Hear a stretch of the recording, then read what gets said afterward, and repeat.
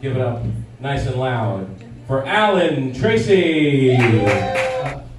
So I switched my name around so that I could no longer people be asking me for Miss Tracy. Miss Tracy. I put my name Tracy as the last name, so people will ask me for Mr. Tracy. So I can finally be Mr. Gendered.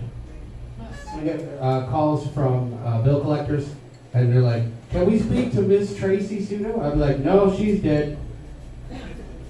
They're like, "Oh, I'm sorry to hear that." Yeah, it was a diving accident. Yeah, man, it was terrible. We were in the dry Tortugas, and she had already put her dive mask on, and she pinched her nose, and she couldn't smell. So instead of putting on sunblock, she rubbed herself down with fish oil. Jumped in the water, and it was just like frenzy. She was gone so fast. Hello? Hello?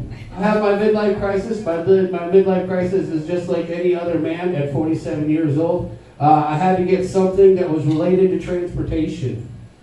Some guys get a car, they work on it in the garage or whatever, or they get a sports car. Some guys get a boat. I wanted a boat. I like to fish. Some guys get a motorcycle. They hit the open road. I got a skateboard. That's what. Yeah. I was sitting with my wife, and we were watching the Olympics. Is what happened, and I was like, I could do that, and she goes, "Prove it."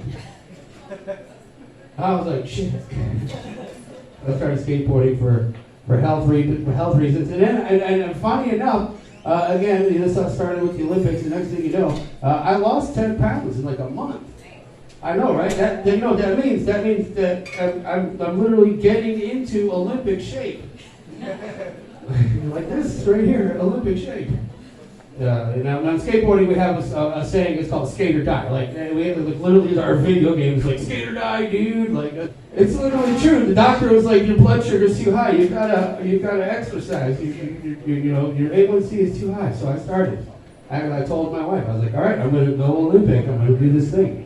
And I lowered my blood sugar from 7.9, which is like pre-diabetes, like I was going to lose a foot, to 6.2. So not just like skate or die, but like skate or diabetes. That was, but skateboarding is like golf. Only the pros make par, right? So I, being an older skateboarder, I started going to the parks, and one of the parks that I go to is legendary Kona Skate Park. It's the oldest operating skate park in the world. It's located here in Jacksonville, Florida. So I started going there, and I looked, and I noticed like right away there's like skateboard coaches. Now the skateboarding is gaining in popularity. It says any level, any age, any skill. So I'm like, any level, so I look at the guy and I was like, so you're telling me that I can get a 19-year-old kid to follow me around the park and encourage me to do kickflips and the least amount of tries on every obstacle? And he goes, yeah. And I was like, okay, that's not a coach, that's a caddy.